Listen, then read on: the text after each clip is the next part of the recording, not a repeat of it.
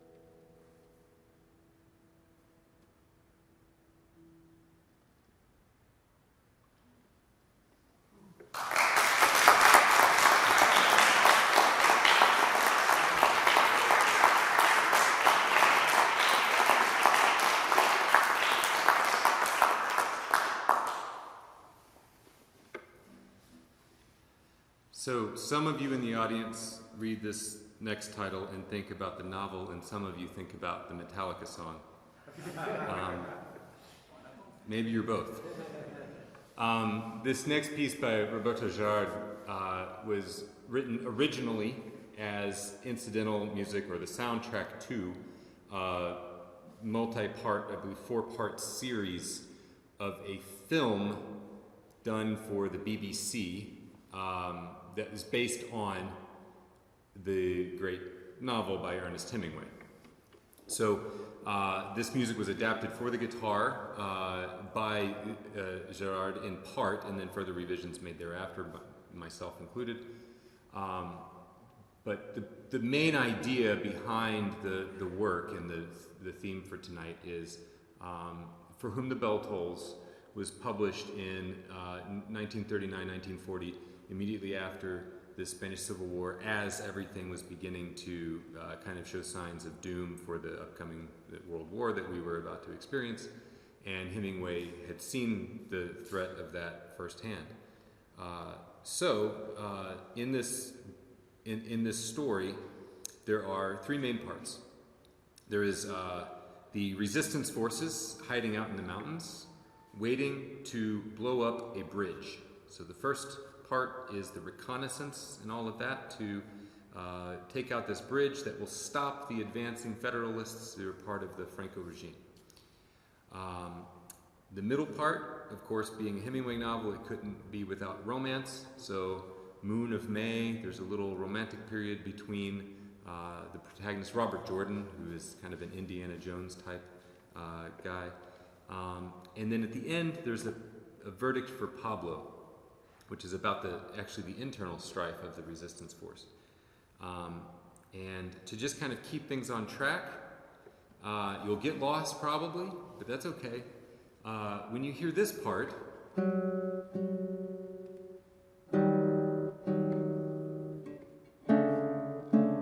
that's the bell. That's in the third part. We're in the third part when we get there, okay?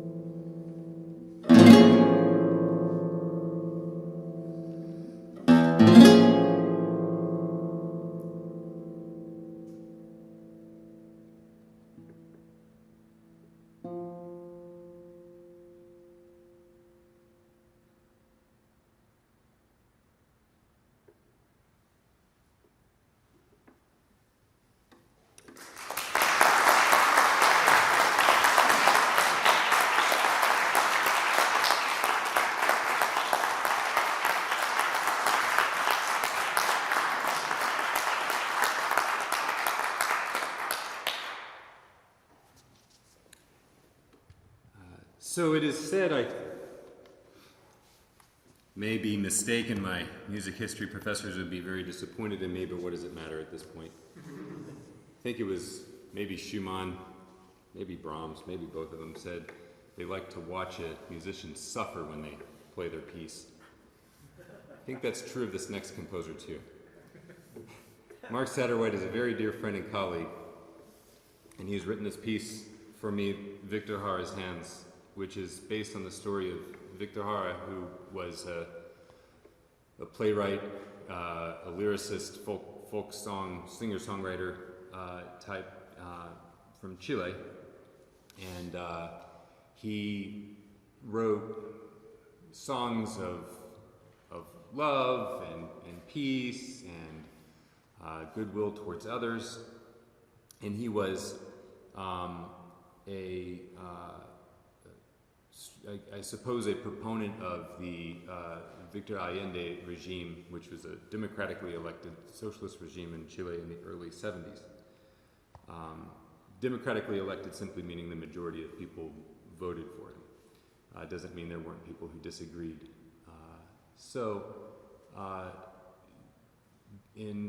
On September 11th, 1973, the CIA backed a regime that overthrew that government. This is fact, you can look it up. It's not that I read something on the internet and took it from there.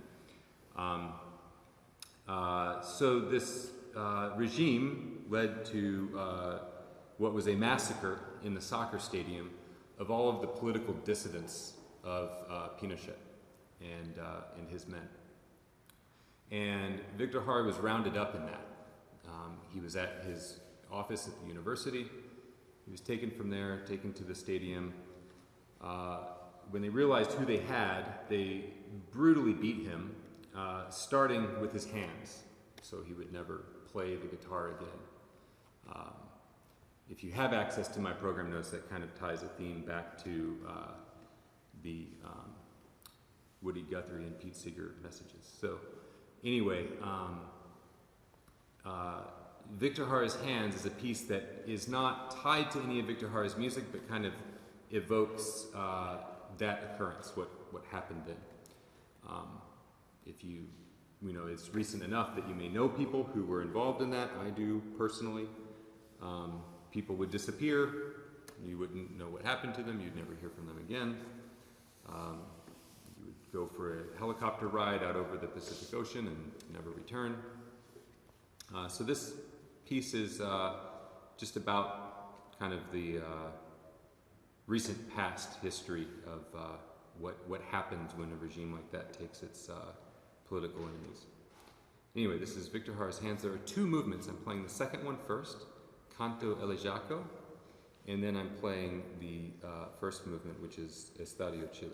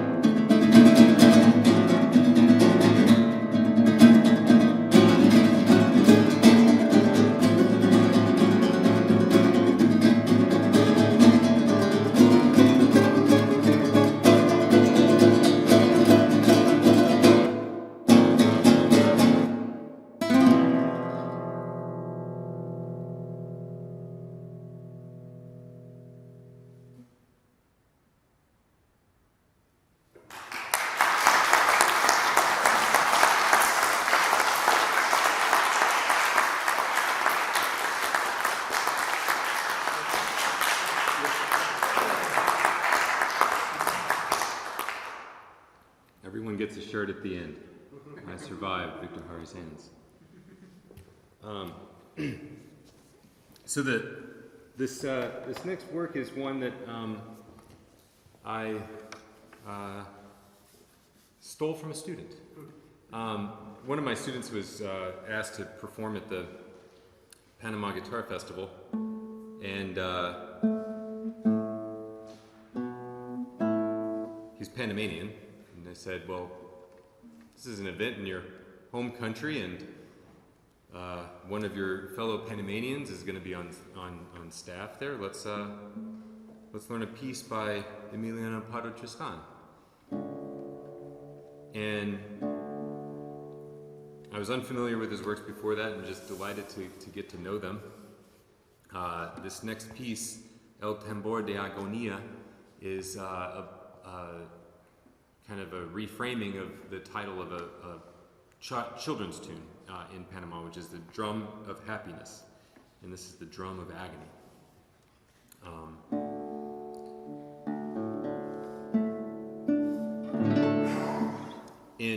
So in 1989, we were finding that, again, the CIA was working alongside Noriega, and Manuel Noriega started to do some things that weren't quite on message with what was planned, and there was a design to extract him from power, remove him from power, and this happened over the Christmas holiday season and New Year's from 1989 to 1990, and what was probably not intended to be quite as bloody as it was, became an invasion, a U.S. invasion of Panama.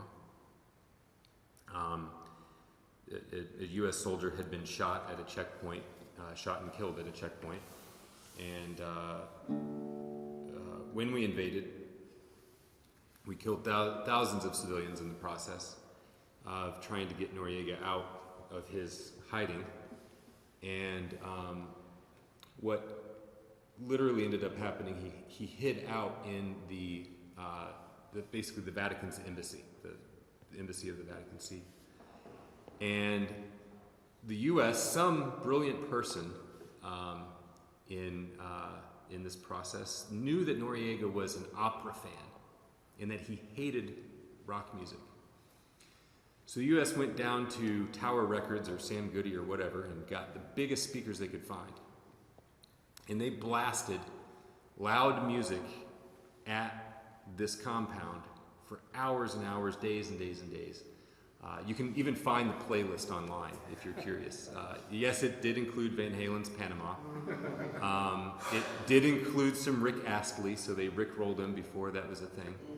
And eventually, he relented and came out. So if only we had done that first, instead of drive through the beautiful old town of Panama City and tanks and demolish, businesses and everything.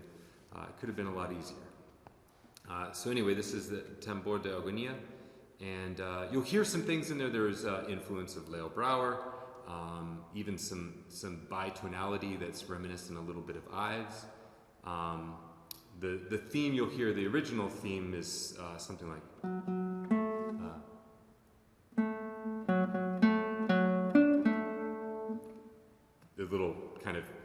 major tuneful thing that's happy and everything, and you'll hear that kind of manipulated throughout.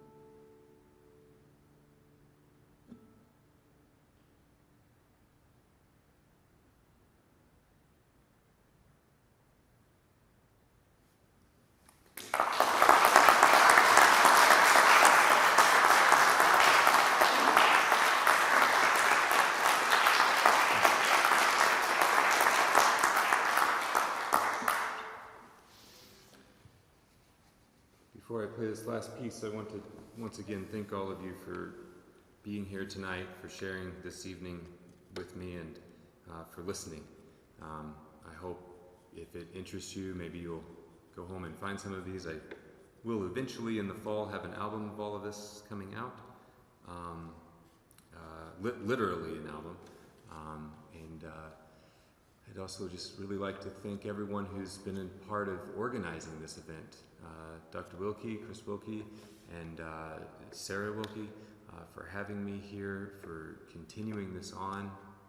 I can't tell you what a treat it is to be back here at CCM all these years later. And I remember playing down in Watson Hall as a little 8th grader trying to find my way in guitar, and Claire Callahan and Rod Stuckey and Richard Goring all had absolutely transformative influence on my life, and I really treasure that.